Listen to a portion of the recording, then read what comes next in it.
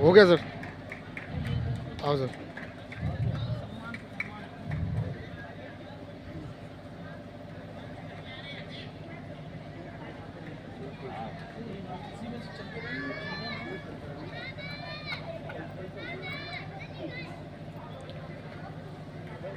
देखो चल ठीक है। हाँ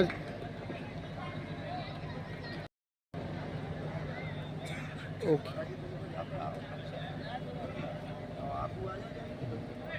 मेरा सभी से निवेदन, मंच पर अपना हो गया।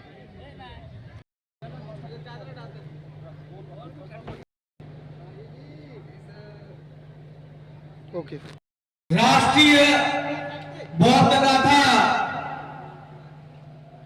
आचार्य सूरज राय जी हमारे बीच में पधार चुके हैं। मेरा सभी से निवेदन कि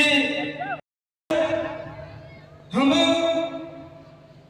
उस राष्ट्रमाता का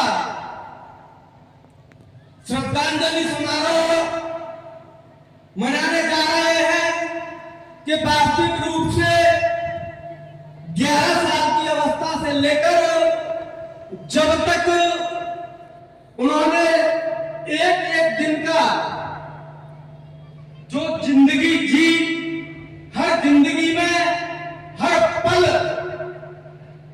कूट कूट करके दर्द सहन किया था, और जो आज ये मंच सजा हुआ है, जो पंडाल सजा हुआ है, ये सब उसी बात रमाबाई की देन है। जो अधिकारी, लीडर, संत महंत, प्रशासन जो यहाँ बैठा हुआ है, ये वास्तविकता इस माता रमाबाई की देन है। क्योंकि इस मां ने अपने 4 औलादों को खोकर पल पल दर्द सहकर इस मुकाम को, बाबा साहब को विदेश पढ़ने के लिए मेहनत करके जो एक एक कौड़ी जोड़कर बाबा साहब को विश्व रत्न ज्ञान का प्रतीक बनाया, वो इसी मां की देन है। वास्तविक रूप से माता रमाबाई का एहसान इस संसार में कोई नहीं छुपा पाएगा, क्योंकि बाबा साहब नॉलेज के ज्ञाता थे।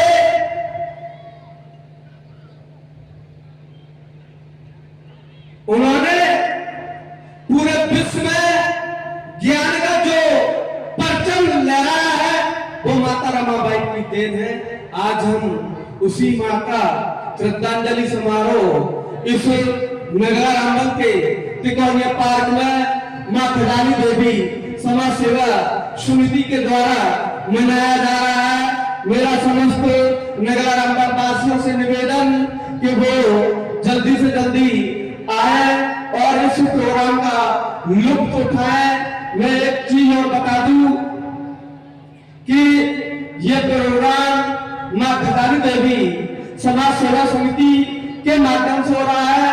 खजानी देवी मेरी मां का नाम है, और मैं ये भी कहना चाहूंगा कि मेरी मां का नाम होने के मुताबिक कुछ लोगों में ये वहम है कि ये अपनी मां के नाम का ही है, लेकिन मैं आप लोगों से यह कहना चाह रहा हूं कि ये प्रोग्राम आप सभी की देन है, सभी का पैसा लगा हुआ है, मेरा इसमें कुछ भी नहीं।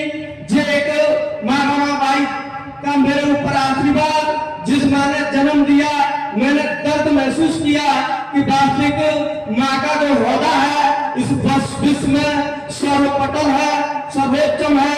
चाहे हम कितने युग जिले, कितने बड़े कलाकार बन जाए, कितने बड़े ऑफिसर बन जाए, कितने बड़े डॉक्टर बन जाए, कितने बड़े इंजीनियर बन जाए, कितने बड़े नेता बन जाए, कितने बड़े ज्ञाता बन जाए, लेकिन इस माँ के दर्द को दुनिया में न कोई चुका पाया, न कोई चुका पाएगा।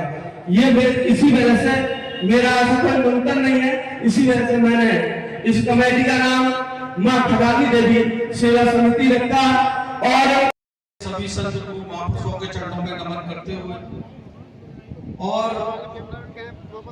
बड़ा हर्ष और सौभाग्य की बात है, खैर ये दुख का विषय भी है क्योंकि माता रमाबाई की पुण्यतिथि है, लेकिन हर्ष इसलिए कह रहा था, मैं क्षमा प्रार्थी भी हूँ, क्योंकि समाज में जब तक अपने महापुरुषों को याद नहीं करेंगे तो आने वाली पीढ़ी इतिहास महापुरुषों को कैसे जानेगी। सम्मानित साथियों, तो इस देश में जन्मे सभी संत गुरु महापुरुषों के चरणों में नमन करते हुए और मां खजानी देवी समाज सेवा समिति के सभी सदस्य गणों को मैं बहुत बहुत धन्यवाद और साधुवाद देता हूं, क्योंकि भाई शेर सिंह हर वर्ष की तरह माता रमाबाई की पुण्यतिथि पर, जैसे वो कह रहे थे मैंने अपनी मां के नाम पर सेवा समिति बनाई है, तो सम्मानित साथियों मैं तो ये कहूंगा, पूरा नगला रामबन, मेरे सामने बैठे सभी भाई बहन, पूरा आगरा जनपद, हर एक लाल को अपनी मां के प्रति इतनी श्रद्धा होनी चाहिए, क्योंकि मां का कर्ज कोई नहीं चुका सकता। सम्मानित साथियों, बाबा साहेब जब तक सूरज चांद रहेगा, जब तक सूरज चांद रहेगा। सम्मानित साथियों, ये कोई नारा नहीं है, हम लोगों के लिए ये प्रेरणा है। मैं तो ये कहूंगा, एक रोटी कम खा लेना, अपने बच्चों को जरूर पढ़ा लेना, क्योंकि बात लौट फिर के हक अधिकार की आती है। सम्मानित साथियों, हक अधिकार कब मिलता है? जब हमारी जेब में कलम होती है, और कलम होगी तो बाबा साहब की बात जरूर होगी, क्योंकि कलम नहीं होगी वो बाबा साहब की बात नहीं होगी।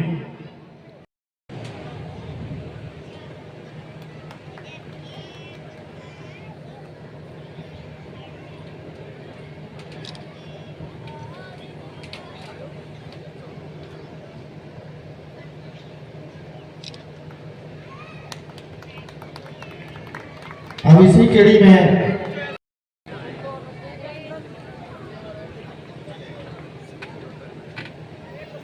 अरे मां साहब, एक मिनट।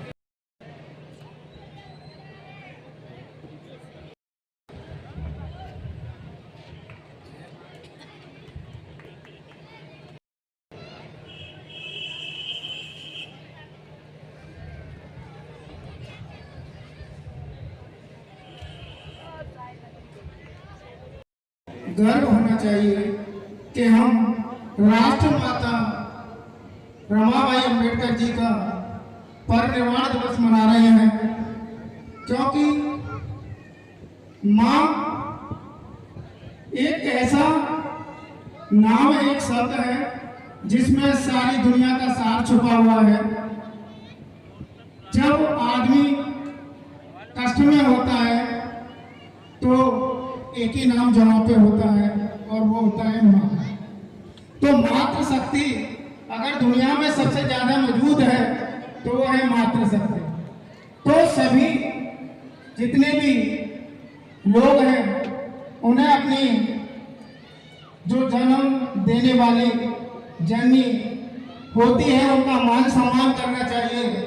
मैंने देखा है व्यक्तियों को, लोगों को कि ऐसी हालत खराब कर लेते हैं अपने परिवारों में कि उन माँ जो इतने कष्ट और परेशानी झेल कर परवरिश करती हैं। बचपन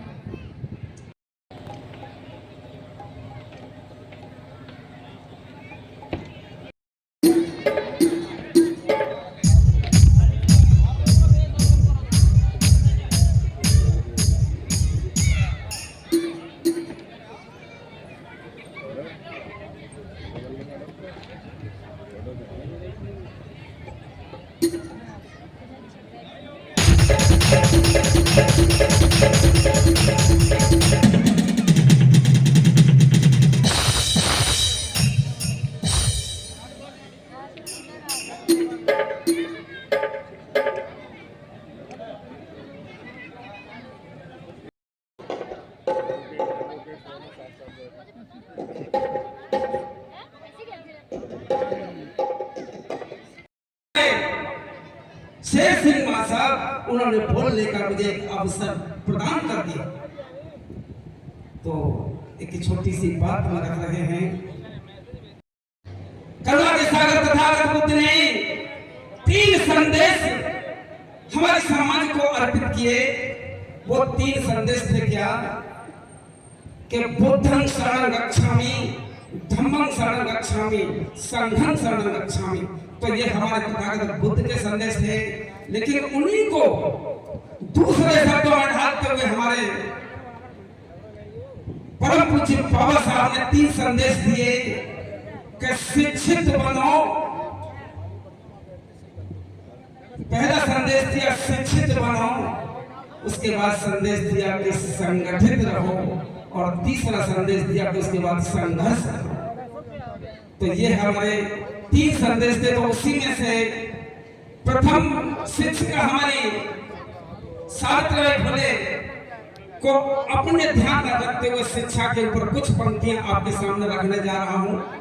अगर अच्छी लगे तो तालियों से मैं आपके स्वागत की कामना करता हूं।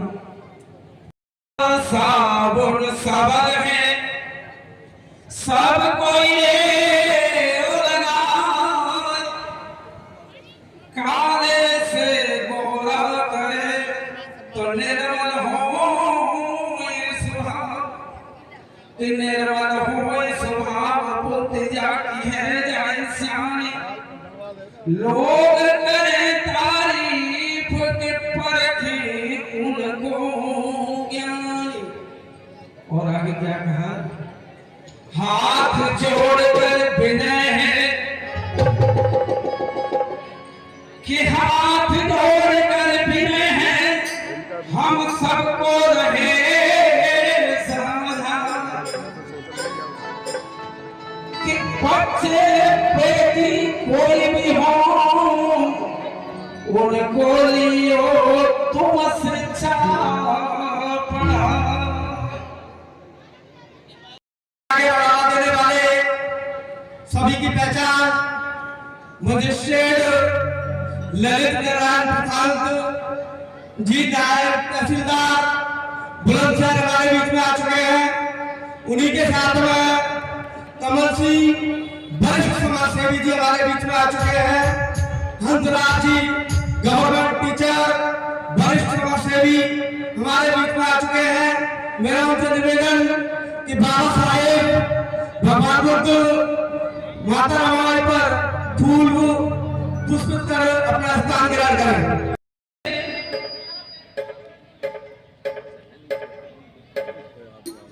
तो आगे तब बढ़ पाओगे, पहले शिक्षा में बढ़ो।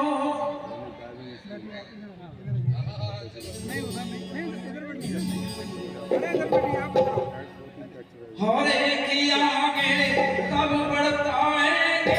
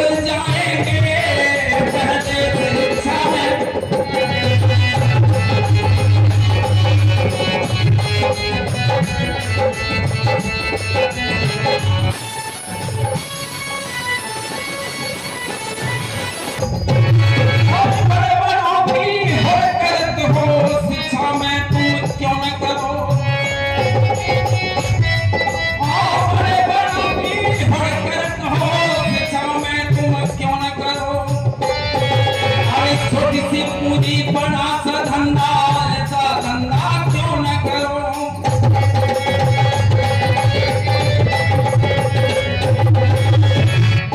और इस जगत में तुम सुंदर लागो, और जगत में तुम सुंदर लागो, अरे पढ़ने में तुम जीरो हो। और जगत में तुम सुंदर लागो, पढ़ने में तुम जीरो हो। अरे बिन शिक्षा त्यारी कदर न हुई है, बिन शिक्षा त्यारी कदर न हुई है। ओ बने फिरो चाहे हीरो, बने फिरो चाहे हीरो। और क्या ओ शिक्षा रूप रूपयन रूपा, ओ शिक्षा रूप रूपयन रूपा, अरे रूपधारी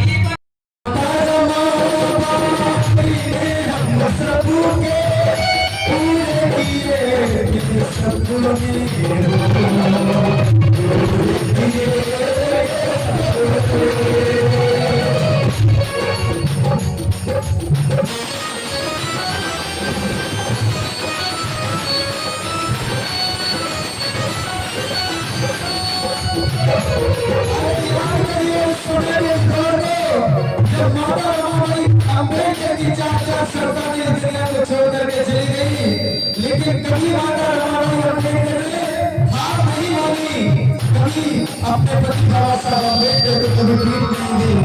इतनी बड़ी त्याग और बलिदान की देवी माता रमाबाई अम्बेडकर। माता रमाबाई ने हम सबके अरे यार ये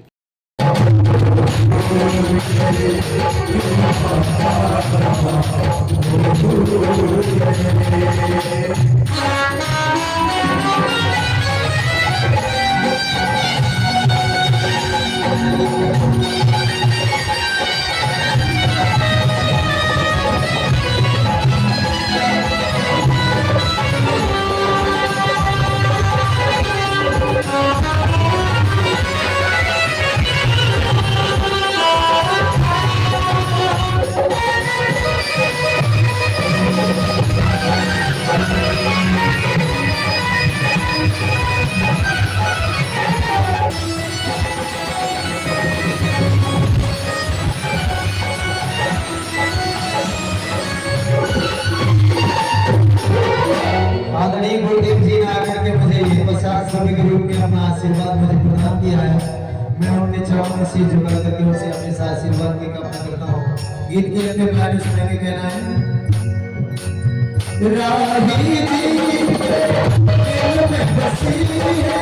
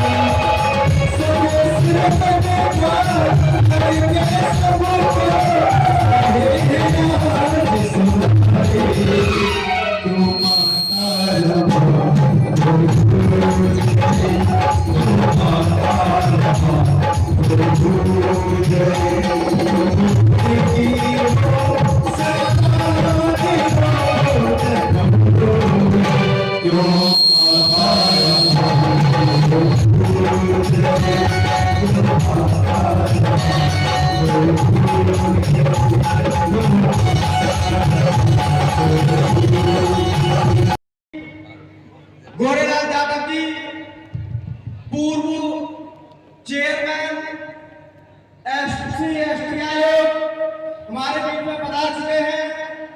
उन्हीं के साथ में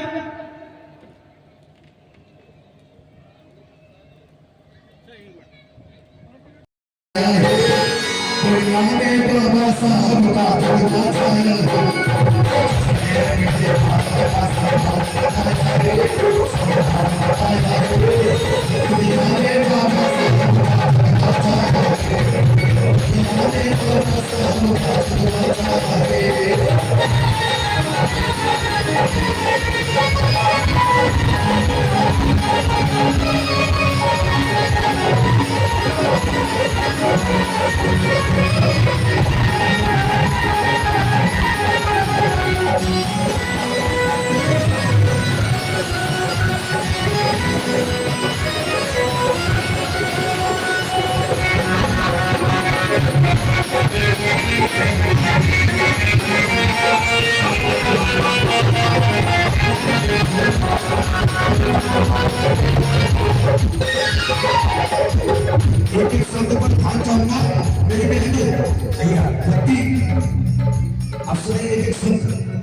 बन करके आए भीम महानायक, बन करके आए भीम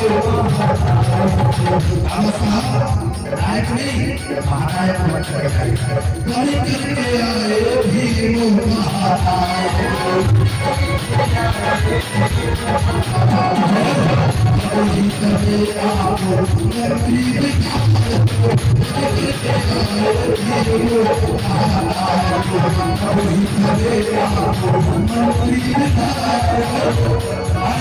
आया नहीं कोई दुखड़ा मिटाने, आया नहीं कोई दुखड़ा मिटाने, भी बने तेरे सच्चे सहायक। आया नहीं कोई दुखड़ा मिटाने, भी बने तेरे सच्चे सहायक। उजड़ी बनिया में जिसने फूलों को खिलाया है, उजड़ी बनिया में जिसने फूलों को खिलाया है। तो मेरी बात तो समझे, बड़ी गहरी थी बात।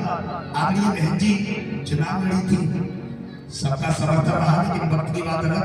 आगली सर जी बैठी है, वरिष्ठ नेता है, पार्टी कर रहे हैं।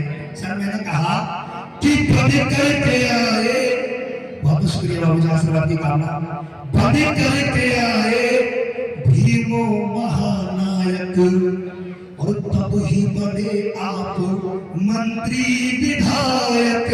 और जी आया न था कोई दुखड़ा मिटाने, और भीम जी बने तेरे सच्चे सहायक। और बात दिल को छुए तो तालियां देना।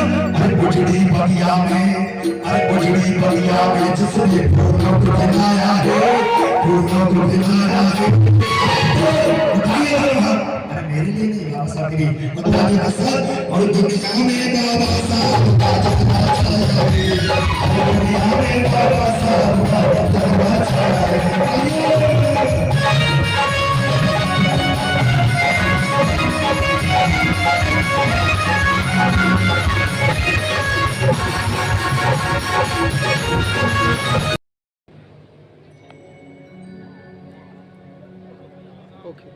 पूजनीय माता किसी को प्यारे का, किसी को प्यारा, किसी को प्यारा, किसी को किसको प्यारे, और किसी को प्यारे श्याम, वो किसी को किसको प्यारे, और किसी को प्यारे श्याम।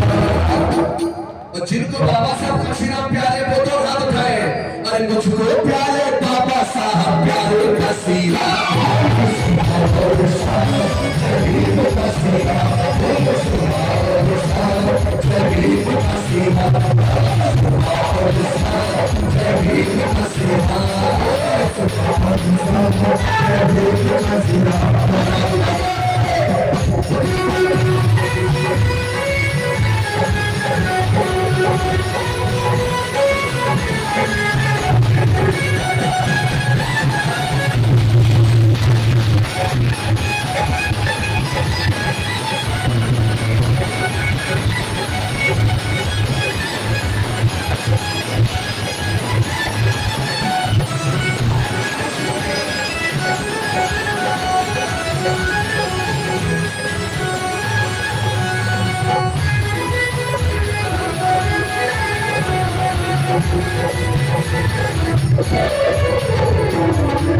बहुत बहुत धन्यवाद।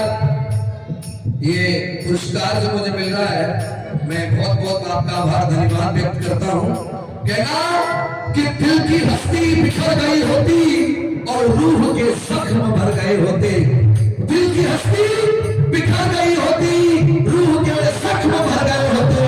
ये जिंदगी बाबा साहब आपकी अमानत है, वरना हम तो कब के मर गए होते, कब के मर गए होते। और आगे पहली लाइन, जाग जाग कर भीम जी ने रातों में करी पढ़ाई, जाग जाग कर भीम जी ने रातों में करी पढ़ाई,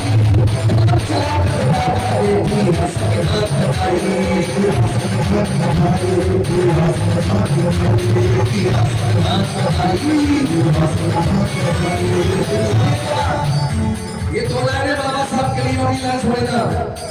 जाग जाग कर भीम जी ने की पढ़ाई चला के बाबा की संविधान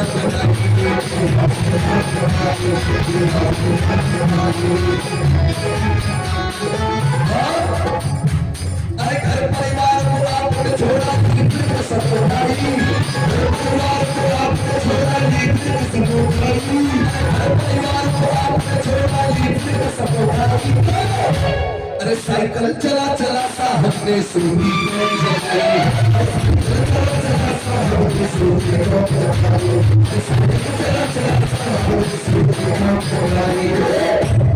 सत्ता की हमें राह दिखाई आया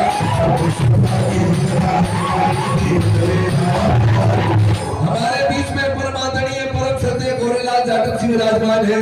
ये लाइन में उनको समर्पित कर रहा हूँ। अरे सत्ता की हमें राह दिखाई दीन नए आया सत्ता की हमें राह दिखाई दीन नए आया मुझको प्यारे बाबा साहब प्यारे तस्वीर दोनों हाथ उठाइए मेरे लिए नहीं महापुरुषों के सम्मान में और कसम तुम्हें महापुरुषों की दोनों हाथों की तालियां बजे 1 2 3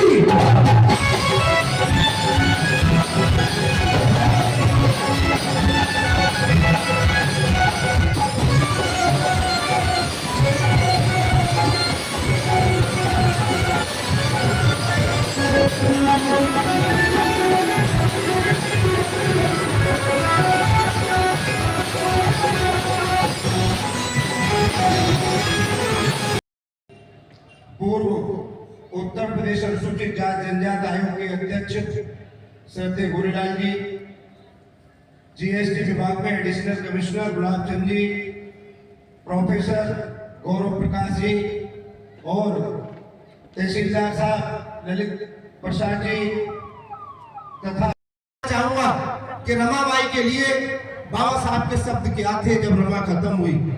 बाबा साहब ने कहा, रमाई मैं जीवन में तुम्हें कभी समय नहीं दे सका, 24 घंटे में भी मैं आधा घंटे कभी मैं आपके पास नहीं बैठ सका।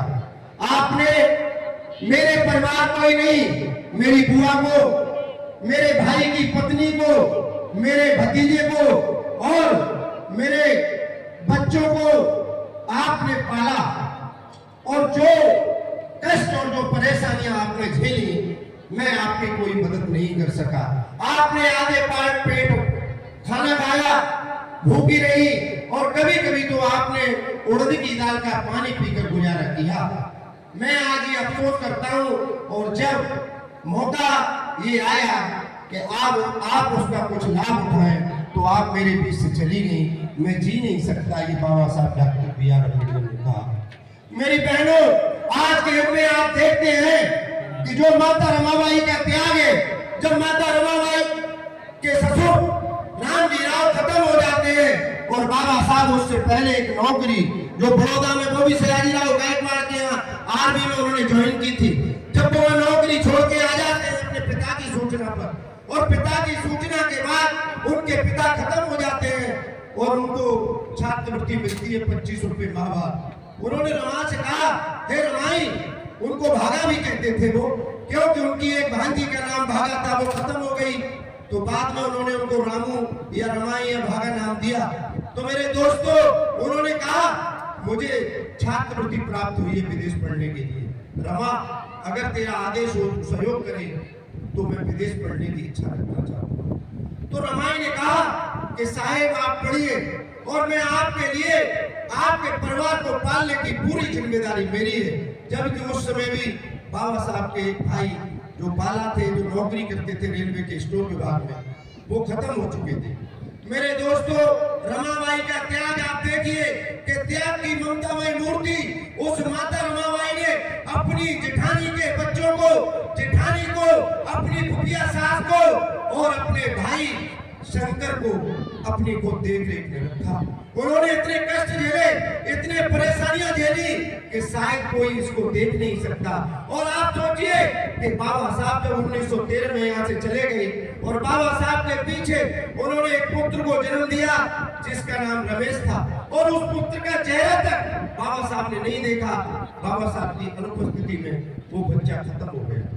माता रमाबाई ने कहा, मैं अपने पति को यह सूचना दूं लेकिन काफी दिन तक उन्होंने सूचना नहीं दी। लेकिन बाद में उन्होंने पत्र में लिखा, तो बाबा साहब चिट्ठी लिखते और कहते हैं, हे रमा, मैं बाएं हाथ से खत लिख रहा हूं और दाएं हाथ से अपनी आंख के आंसू पोंछ रहा हूं। ये बाबा साहब ने उस पत्र में लिखा, हे रमा, मैं बाएं हाथ से चिट्ठी लिख रहा हूं और दाएं हाथ से अपने आंख के आंसू पोंछ रहा हूं। तू तो रो भी सकती है, मैं या किसी से कह नहीं सकता, लेकिन मैं तेरे उस दुख को समझ सकता हूं। मेरे दोस्तों, एक बच्चा नहीं, दूसरा गंगाधर, तीसरी बेटी इंदू और चौथा राजरत्न, 4 बच्चों को लिए इस समाज के लिए उन्होंने बलि दे दिया, होम दिया। आज मैं सूटे फूटे खड़ा हूं। मेरी बहनें जो साड़ी में है, ये आपको ये सब दिख रहा है, ये रमा की देन है। डॉक्टर अंबेडकर को बाबा साहेब बनाने वाली वो माता रमाबाई थी। अगर माता रमाबाई उनके जीवन में नहीं आई होती तो बाबा साहब ने खुद लिखा कि मैं रमा जीवन नहीं जी सकता था। एक दिन रमाबाई ने कहा,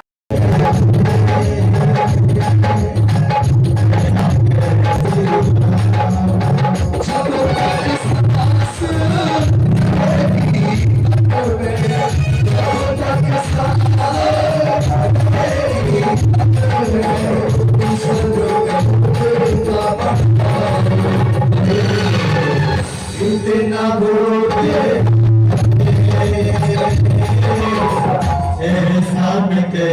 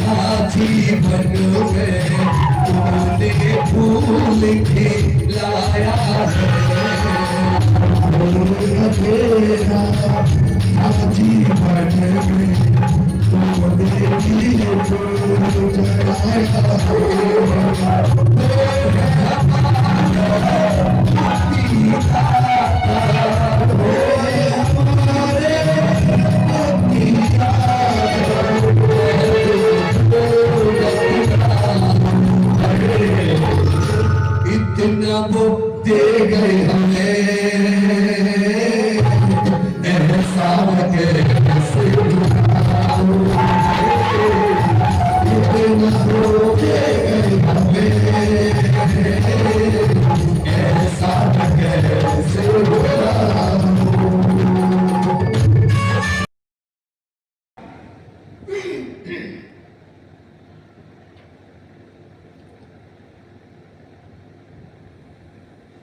सामाजिक पटल पर हम काम कर रहे हैं।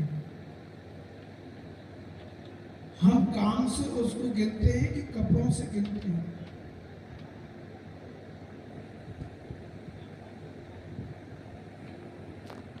ये बात मेरे देखने में जरूर आया है।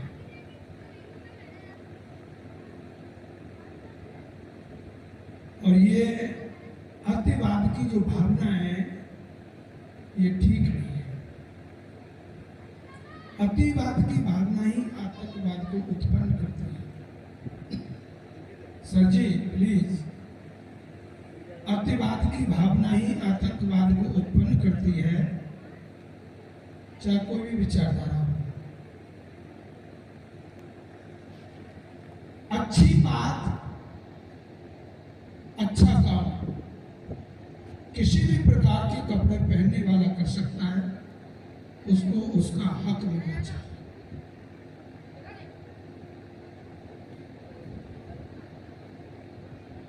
इस मिशन के नाम पर इस मिशन का कपड़ा पहनकर जरूरी नहीं है कि वो गद्दारी ना करे, वो गद्दार हो सकता है।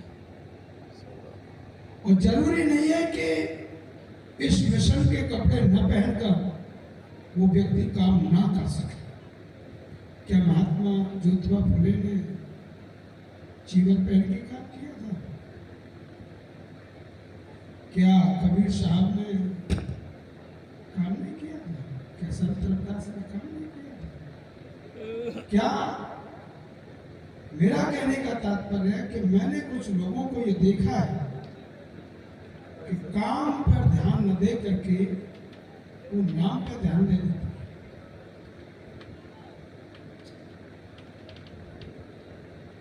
और ये बीमारी हम हरियाणा, उत्तर प्रदेश, फिरोजाबाद, बम्बई में गया मैं, वहाँ भी मैंने थोड़ा सा देखा।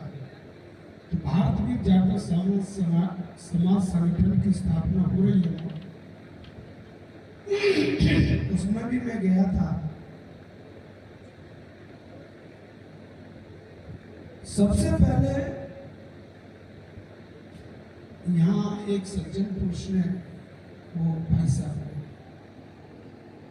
उन्होंने ये बात कही कि तुम अपने बच्चे को नहीं पढ़ा सकते तो कम से कम भाई के बच्चे को तो पढ़ा दो, पड़ोसी के बच्चे को पढ़ा दो। Education is the key for works. Without education you can not success in your aim. और spiritual and school teacher is more great than parents, because teacher makes our minds. Only parents give us human body. Therefore we should regard our teachers before parents. बहुत हो गया, programme अभी बहुत देर तक चलेगा। आज यह बात, यह मंच पूरी तरह से मातृशक्ति को समर्पित किया गया कि हम सावित्रीबाई फूले की बात करें, हम माता रमाबाई की बात करें, माता नंगेली की बात करें। हम सभी जानते हैं कि इस देश में किसी भी समाज की महिलाओं को पढ़ने का अधिकार नहीं था, और उन घर की महिलाओं को भी पढ़ने का अधिकार नहीं था जिन महिलाओं के घरों के पुरुष समाज की शिक्षा के ठेकेदार थे। वो समय था जिसके लिए हम माता सावित्रीबाई फूले को याद करते हैं कि वो समय, जिस समय पर समाज के जो ठेकेदार थे उनके घर की महिलाओं को भी पढ़ने का अधिकार नहीं था। हमारी समाज न तो पुरुषों को पढ़ने का अधिकार था और न महिलाओं को पढ़ने का अधिकार था। उस समय पर माता सावित्रीबाई फूले ने, माता सावित्रीबाई फूले, ज्योतिबा फूले ने उस समय पर वो हिम्मत, वो साहस इस समाज में दिखाया कि उन्होंने पूरे समाज से लड़कर इस देश की प्रत्येक समाज और धर्म और जाति की महिलाओं को पढ़ाने और आगे बढ़ाने का यदि काम इस देश में सबसे पहले किसी ने किया तो वो ज्योतिबा फूले और माता सावित्रीबाई फूले ने किया। जब मैं ये बात इससे पहले भी मंच पर कहती थी कि आज ये लोग सिर्फ आपका जन्म हुए 70 साल हुए हैं और ये समाज आपसे डरने लगा है, क्योंकि 70 साल से पहले तो आप इंसान ही नहीं थे। सूरजबाई ने कहा था कि शरीर इंसानों का था पर गिनती इंसानों में नहीं थी। वो तो संविधान बनने के बाद आपकी गिनती इंसानों में हुई। आपको पढ़ने का सामाजिक और राजनीतिक और धन और शस्त्र और अस्त्र आपको रखने का अवसर मिला, तो आपका जीवन हुए सिर्फ 70 से 75 साल हुए। लेकिन वो समाज जिसने आपको हजारों सालों से गुलाम बनाकर रखा, मात्र 70 से 75 साल में है वो आपसे डरने लगा है और आपको रोकने के तरह तरह के षड्यंत्र करने लगा है। मैंने ये बात कई बार मन से कही कि यदि ये समाज अभी तो सिर्फ आपसे डर रहा है, लेकिन ये डर उनसे भी रहा है। ये डर सिर्फ आपसे और आपके घर की महिलाओं से नहीं है, इनको डर अपने घर में बैठी हुई महिलाओं से भी है कि यदि मेरे घर में बैठी हुई महिला यदि ज्योतिबा फूले को पढ़ लेगी, सावित्रीबाई फूले को पढ़ लेगी, बाबा साहब को पढ़ लेगी, तो वो मेरी बात नहीं मानेगी, मेरे विधान को नहीं मानेगी। यदि वो किसी को मानेगी और किसी की पूजा करेगी तो वो डॉक्टर भीमराव अंबेडकर और ज्योतिबा फूले की पूजा करेगी। ये बात मैंने अपनी बात पूरी करने से पहले बीच में कही, क्योंकि मैं कहीं भूल न जाती। और इसका कि ये वो भी लोग इस बाबा साहब को मानेंगे। अभी मैं इसी महीने की 14-15 तारीख को लखनऊ में एक युवा की तरफ से वुमेन्स के लिए एक प्रोग्राम रखा गया था, सी लीड्स उत्तर प्रदेश करके। तो उसमें मुझे बुलाया गया और वहां जाकर जो मैंने देखा कि मुझे वहां सीबी उपाध्याय नाम की एक महिला मिली। और जब उस महिला से मेरी बात हुई तो उस महिला ने कहा कि मैं बीजेपी को ज्वाइन करने के लिए, लोग मुझसे कहते हैं, पार्टी की बात नहीं कर सकते हैं, लेकिन मैं सिर्फ उस महिला की बात कहने के लिए आपसे बता रही हूँ कि बीजेपी के लोग मुझसे कहते हैं कि पार्टी ज्वाइन कर लो। अरे मैं उनसे पूछती हूँ कि अरे मैं अम्बेडकर को पढ़कर बड़ी हुई हूँ, मैं ज्योतिबा फूले को पढ़कर बड़ी हुई हूँ। यदि ये बीजेपी वाले यदि सावरकर की जय जयकार करवाएंगे तो मैं कभी भी बीजेपी को ज्वाइन नहीं करूंगी। अरे मैंने अम्बेडकर को पढ़ा है, मैं अम्बेडकर की जय जयकार करूंगी, मैं ज्योतिबा फूले की जय जयकार करूंगी, लेकिन गांधी और सावरकर की जय जयकार नहीं करूंगी। मुझे उस समय लगा कि जो बात मैं कहती थी कि वो दिन दूर नहीं है कि जिस दिन ब्राह्मण के घर में भी बाबा साहब की जय जयकार होगी। ये देखने को मुझे लखनऊ और दुनिया की सबसे बड़ी ताकत जो यूएन है उसके प्रोग्राम में देखने को मिला। और उसने मुझे, जब मैंने कहा कि मैं भी बाबा साहब को मानने वाली हूँ, तो उसने अपने बैग में से बाबा साहब के संविधान की छोटी छोटी किताबें निकाली। उसने अपने बैग में से सावित्रीबाई फूले और माता रमाबाई और ज्योतिबा फूले की किताबें निकाली और कहा कि मैं ये पढ़ती हूँ और समाज को